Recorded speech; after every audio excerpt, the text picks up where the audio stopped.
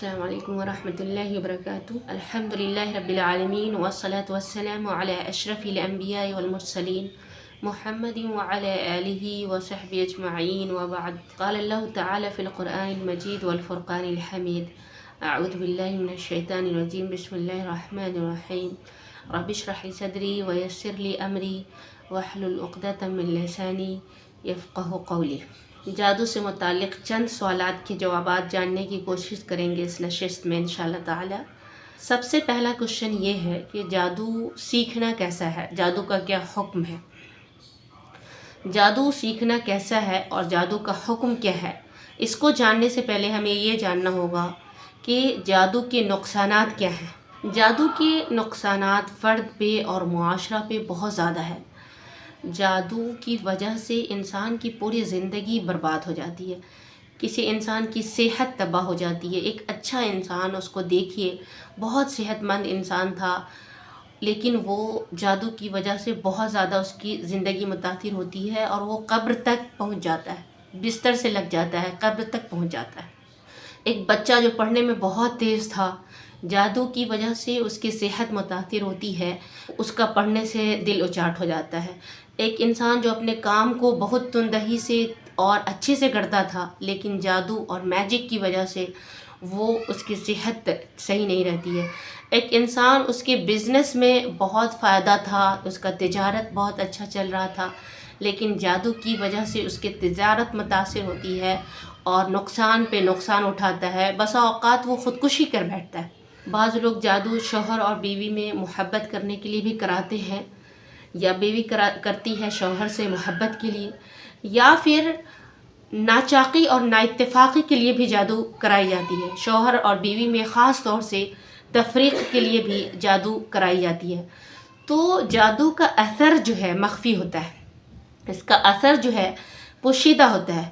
انسان کو نقصان پہ نقصان اٹھانا پڑتا ہے، اور اس کی وجہ جو ہے کیا ہے وہ انسان کو سمجھ میں نہیں آتا۔ اگر بیماری کی وجہ سمجھ میں آتی ہو، اگر کسی بھی چیز کی وجہ سمجھ میں آتی ہو تو اس کو دور کرنا آسان ہوتا ہے، لیکن ایک چیز ہے اس کی وجہ سمجھ میں نہیں آ رہی ہے، جادو کا اثر بھی پوشیدہ ہوتا ہے، اور یہ کس وجہ سے آ رہا ہے، کیسے آ رہا ہے، یہ بیماری کیوں ہو رہی ہے، یہ ریزن بھی سمجھ میں انسان کو نہیں آتا ہے۔ اکثر جو لوگ جادو سیکھتے ہیں، میجک سیکھتے ہیں، وہ کفریہ کلمات اور شرکیہ کلمات سے سیکھتے ہیں۔ اسی لیے اسلام میں جادو کا سیکھنا اور سکھانا، جادو کی نالج لینا، میجک کی نالج لینا اور سکھانا دونوں حرام ہیں۔ سورہ بقرہ 102 میں اللہ تبارک و تعالیٰ کا فرمان ہے، وَاتَّبَعُوا مَا تَتْلُو الشَّيَاطِينُ عَلَى مُلْكِ سُلَيْمَانَ وَمَا كَفَرَ سُلَيْمَانُ وَلَكِنَّ الشَّيَاطِينَ كَفَرُوا يُعَلِّمُونَ النَّاسَ السِّحْرَ۔ جو مومنوں کے علاوہ لوگ تھے، انہوں نے اتباع کی، وہ لوگ پیچھے لگ گئے، ما تتلو الشیاطین علی ملک سلیمان، جو شیاطین جو ہے تلاوت کرتے تھے سلیمان علیہ السلام کی بادشاہت میں۔ وما کفر سلیمان، اور سلیمان علیہ السلام نے کفر نہیں کیا، ولیکن الشیاطین کفروا، لیکن شیاطین کفر کرتے تھے۔ کیسے کفر کرتے تھے؟ یعلمون الناس السحر، وہ لوگوں کو جادو سکھاتے تھے۔ وما انزل على الملكين ببابل هاروت وماروت وما يعلمان من احد حتى يقولا انما نحن فتنة فلا تكفر۔ لیکن ہاروت ماروت پہ جو جادو نازل کیا گیا تھا تو ان کے بارے میں کیا ہے؟ وما يعلمان من احد، وہ لوگوں کو نہیں سکھاتے تھے مگر یہ کہہ کے سکھاتے تھے انما نحن فتنہ، وہ یہ کہتے تھے کہ انما نحن فتنہ، کہ ہم لوگ آزمائش کے طور پہ نازل کیے گئے ہیں، تو ہم جو جادو سکھا رہے ہیں یہ تمہارے لیے آزمائش ہے، اس کا سیکھنا تمہارے لیے ٹھیک نہیں ہے۔ فلا تکفر، تو تم کفر نہ کرو۔ گویا کہ جادو کا سیکھنا کفر تھا، تو انہوں نے کہا کہ تم کفر نہ کرو، ہم بطور آزمائش نازل ہوئے ہیں۔ آگے کیا ہے؟ فَيَتَعَلَّمُونَ مِنْهُمَا مَا يُفَرِّقُونَ بِهِ بَيْنَ الْمَرْءِ وَزَوْجِهِ، پھر بھی لوگ جو ہے ان دونوں سے، یعنی ہاروت اور ماروت سے جادو سیکھتے تھے، اور اس کے ذریعے یفرقون بین المرء وزوجہ، شوہر اور بیوی میں تفریق ڈالتے تھے۔ تو اس آیت سے واضح طور پہ پتہ چلتا ہے کہ جادو کرنا کفر ہے، اور جو بڑا نقصان ہے وہ اس میں واضح کیا گیا ہے کہ مقصد کیا تھا؟ شوہر بیوی میں تفریق کرنا، جدائی ڈالنا مقصد تھا۔ بعض دفعہ جادو کا مقصد خیر بھی ہوتا ہے، بھلائی بھی ہوتی ہے کہ ہاں شوہر بیوی میں محبت کے لیے جادو کی جائے، یا پھر یہ کہ تجارت میں نفع کے لیے کوئی انسان جادو سیکھے یا جادو کروائے، میجک کروائے. لیکن اگر فائدہ کے لیے بھی جادو کر رہے ہیں وہ بھی حرام ہے. اس کی وجہ یہ ہے کہ اسلام میں ہر اس چیز سے روکا گیا ہے جس کے نقصانات زیادہ ہے. جادو کا اگر فائدہ دیکھتے تو بہت تھوڑا ہے، لیکن اس کے نقصانات بہت زیادہ ہے. اگر کوئی انسان جادو یا میجک سیکھ لیتا ہے، وہ غلط کام کے لیے اس کا استعمال کرے گا. اگر اس کو غصہ آئے گا تو کسی پہ جادو کر دے گا، تو غلط کام کے لیے وہ استعمال کر سکتا ہے. تو اس کو کلی طور پہ منع کیا گیا ہے اور کفر ہے. اور اس کے کفر ہونے کی ایک بڑی وجہ یہ بھی ہے کہ انسان اس کو ہمیشہ کفریہ کلمات سے یا شرکیہ کلمات سے سیکھتا ہے. آگے سوال یہ ہے کہ اگر کسی انسان پہ جادو ہو گیا تو اس کا علاج کیسے کرے گا؟ جادو کے علاج کو نشرہ کہا جاتا ہے. تو وہ دو طرح سے ہوتا ہے.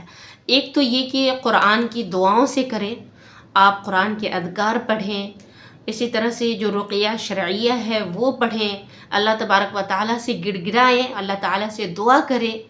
تو ایک صورت یہ ہے. دوسری صورت یہ ہے کہ انسان جادو کا علاج جادوگر کے پاس جا کر کرے.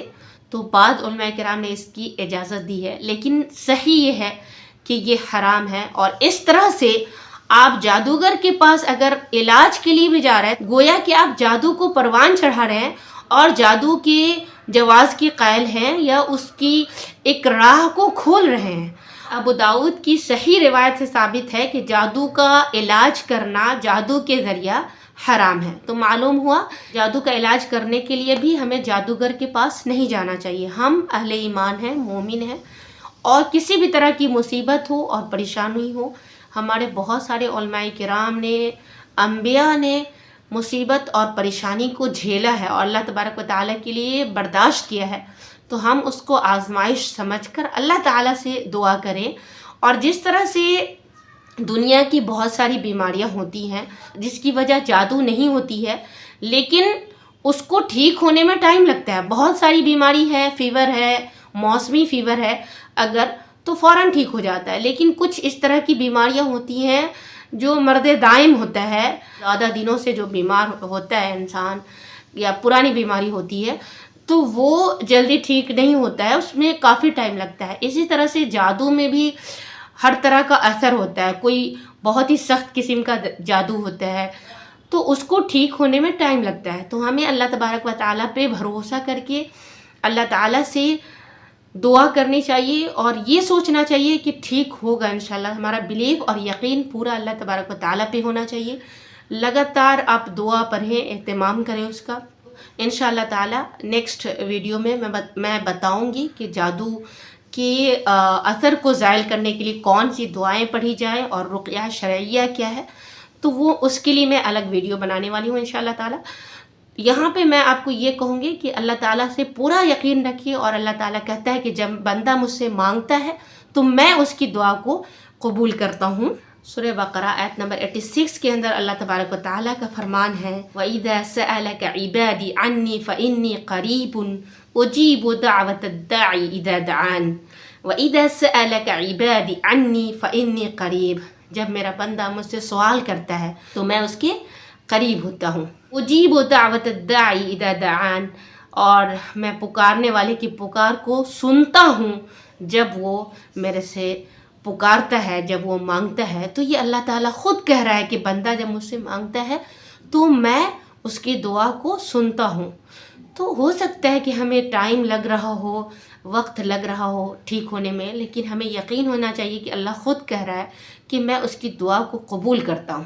سورہ نمل آیت نمبر 62 میں اللہ تبارک و تعالیٰ کا فرمان ہے، اَمَّن يُجِيبُ الْمُضْطَرَّ اِذَا دَعَاهُ، کون ہے جو مضطر کی دعا کو قبول کرتا ہے، سنتا ہے، اِذَا دَعَاهُ جب اس سے پکارا جاتا ہے، جب اس سے مانگا جاتا ہے، وَيَكْشِفُ السُّوءَ اور سوء کو اور مصیبت اور پریشانی کو دور کرتا ہے، وَيَجْعَلُكُمْ خُلَفَاءَ الْأَرْضِ اور تمہیں زمین کا خلیفہ اور جانشین بناتا ہے.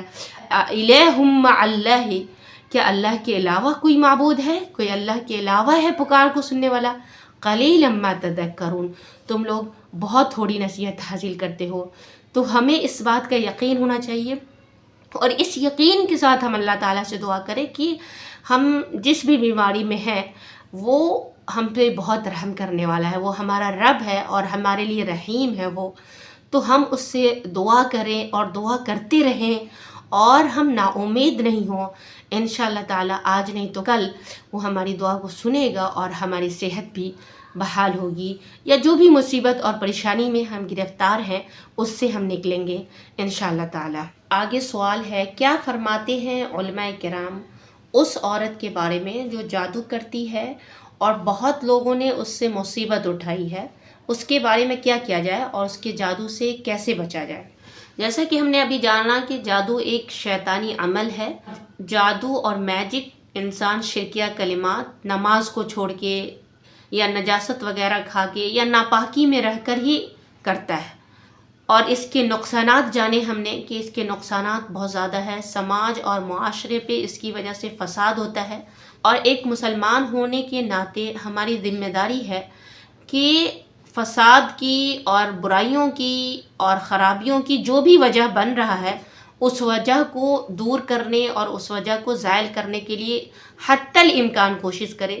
ایک ادنا سی بھی کوشش اگر ہم کر سکتے ہیں تو ہمیں کوشش کرنی چاہیے۔